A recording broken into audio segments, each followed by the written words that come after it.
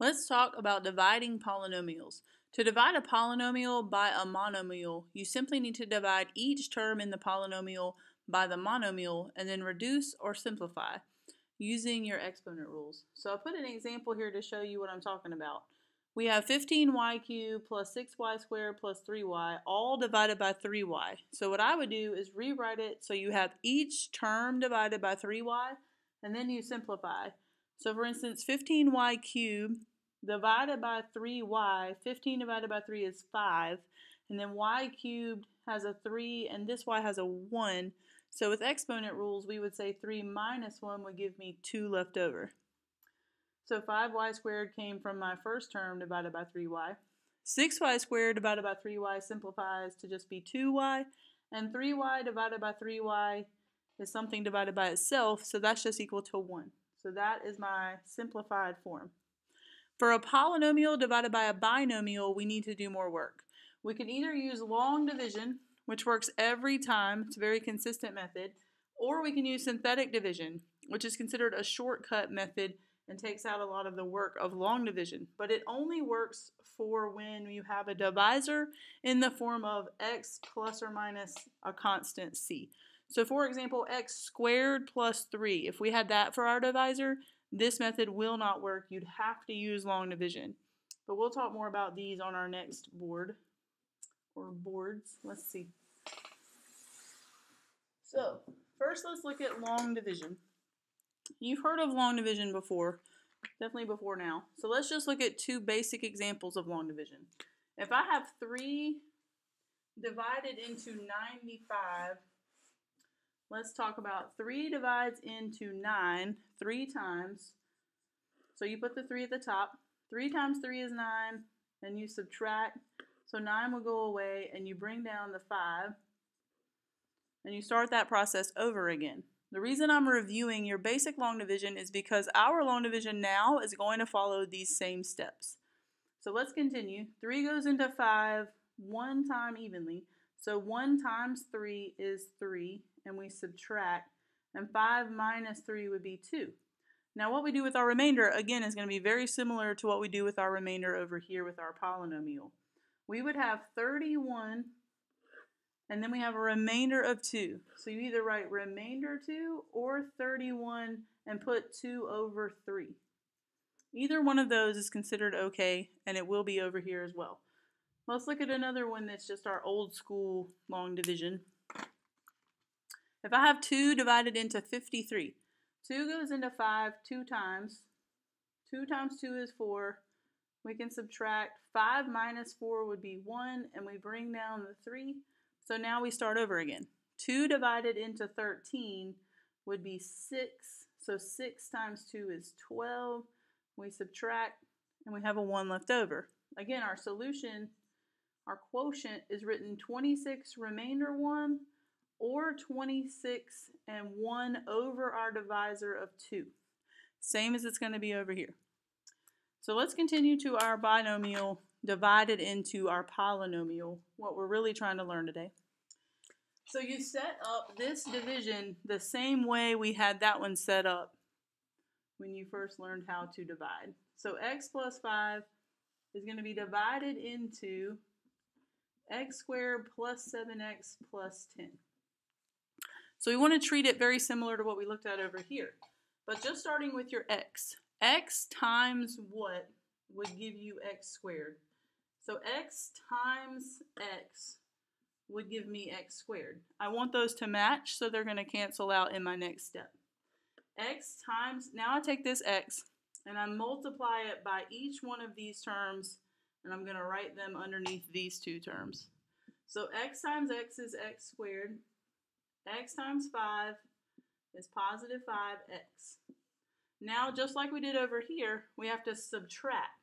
But you want to subtract that whole line. So you want to subtract and subtract that term.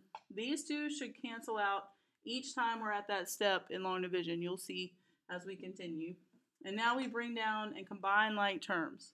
So 7x minus 5x would be 2x plus 10. So now we start over again. X times what would give you 2x? Hopefully you are thinking that's a 2. So now 2 times each one of these, I'm going to write down here. So 2 times x is 2x, and 2 times 5 is 10. And again, right here, you now subtract both terms.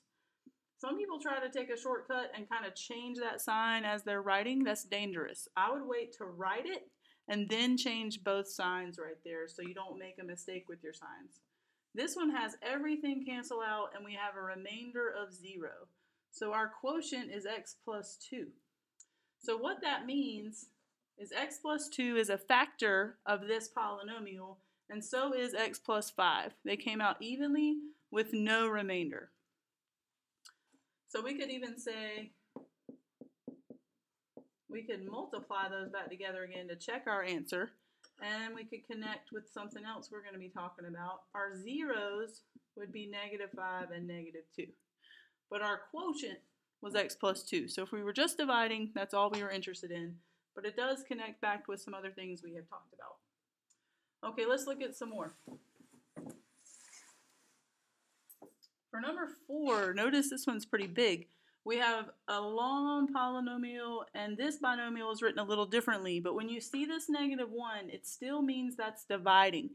Because exponent rules would mean that we had to put that on the bottom to get rid of the -1. And see, if we move that to the bottom, it's like it's dividing this polynomial by the binomial t plus 4. So when you see that, it means dividing. But let's use long division. I'm going to set up, I'm going to block you for a minute and write all this down. So I got to try to write smaller. 4t cubed minus 32t squared minus 5t minus 20.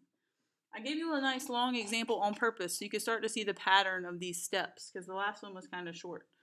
So our first step, I'm going to get a different color, is to say t times what would give you 3t to the 4th power.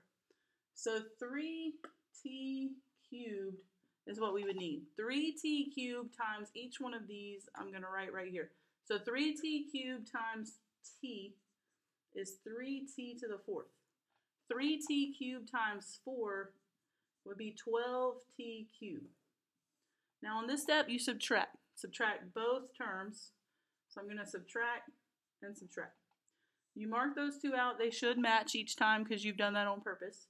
And now we're going to see, are these like terms? Yes. So we can add those up to get -8t cubed minus 32t squared minus 5t minus 20. We could bring all that down. Now we start over again. T times what would give us -8t cubed? That would be -8t squared. So -8t squared times each one of these, I'm going to write down here. -8t squared times t is -8t cubed. -8t squared times 4 is -32t squared. So we write that down. And then we subtract. So notice they're already negative. So if I subtract a negative, they would become positive. These will cancel out, and these also cancel out. So just bring down what's left. And again, start over again. T times what would give you -5t? We need -5. So -5 times t is -5t, and -5 times 4 is -20. So now we add because they were negative and we needed to subtract them. These cancel out, and we again have just a remainder of 0. So our quotient is 3t cubed minus 8t squared minus 5, and we would now know that t plus 4 is a factor of this polynomial because it came out with a remainder of 0. So let's look at some synthetic division. I'm just going to sit that down there. All right, so synthetic division is a shortcut.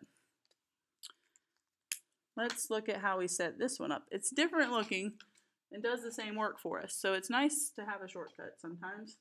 For synthetic division, to divide, notice I didn't even leave much room because it's not even going to take up much space. We put -5 in a little box.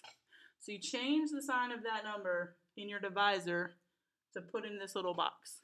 Then you pick out your coefficients of your polynomial that's in standard form, and if it's not in standard form, you need to put it in standard form first. So we have a 1, a 7, and a 10. The other thing you need to make sure of is that every exponent after your highest one is written is represented with a number. So see how I have x squared, I have x, and I have a constant? Nothing is missing right there. If something was missing, you have to put in a 0. We're going to look at that on example 3. All right, so we draw a line and we bring down our first coefficient. So bring down the 1 to get yourself started. Then their pattern goes like this. 1 times -5 is -5. Put that underneath the second number. Now you add those together. So 7 plus -5 is 2. Now do that again. 2 times -5 is -10. And now we add those together and we get 0. And so then you put in your variables. You have your coefficients of your answer is what this 1 and 2 represent. 0 represents that we have no remainder. So our variables are going to start 1 less power than what we started with, because it would make sense that x squared divided by x should give us something with 1 less power. So we have x plus 2 is our quotient. If you look back in your notes, this is example 1 I did on long division. I did that on purpose so you can compare how long division and synthetic division look in your notes. Number 2, you notice, was the one we did over there that took a lot of work. So how can I make that have less work? We can use synthetic division. So just so we don't get all of these numbers mixed up, I'm going to change color.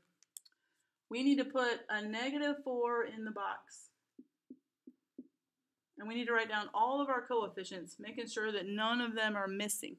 So we start with the 4th power. We have a 3rd, a square, we have 1, and none. So all of them are here. If this one right here were missing, just for example, we'd have to put a 0 there, but it's not in this case. All right, so let's put 3, 4, -32, -5, and -20. We draw a line, bring down the first number. So 3 times -4 is -12. Add those together and we get -8. -8 times -4 is 32. We add those together, we get 0. 0 times -4 is 0. We add these together, we get -5. -5 times -4 is 20. We add those together and we get 0. These are now the coefficients of our answer. So to put back in the variable, you start with 1 less power than what you started with. So I'm going to give the 3 a t cubed, 1 less than that 4, minus 8t squared. 0 would have t with it, and -5. So in other words, that term we don't write in our answer. We would have 3t cubed minus 8t squared minus 5 for our quotient. And again, since it doesn't have a remainder, that would be a factor of our polynomial. Let's look at this last problem. Now this one is special, and I wanted to show you this one on purpose because with synthetic division, this fits into 2 of the things we would have to do to make synthetic division work for this problem. If this number in front of your divisor is a number other than 1, you have to divide everything by that number first. Some of you are taking a big sigh right now because your little shortcut method just got a little harder. But it's really not so terrible because now they all have a common denominator, so it's going to be okay. So then we have 2, see that simplified, g squared minus 9/2, and it's now divided by g plus 3/2. So in the box, let me switch colors again because it's getting crowded. We're going to put -3/2. Again, the fraction's going to be okay because they all have common denominators, so just hang in there. And then we're going to put the 2, but notice we don't have a g term, so we need to put a 0 for that term that's missing. And then -9/2, and then we can get started. Bring down the 2. 2 times -3/2 will be -3 because the 2 would cancel. We add those up and we get -3.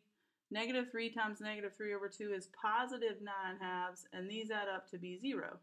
So you put in your letter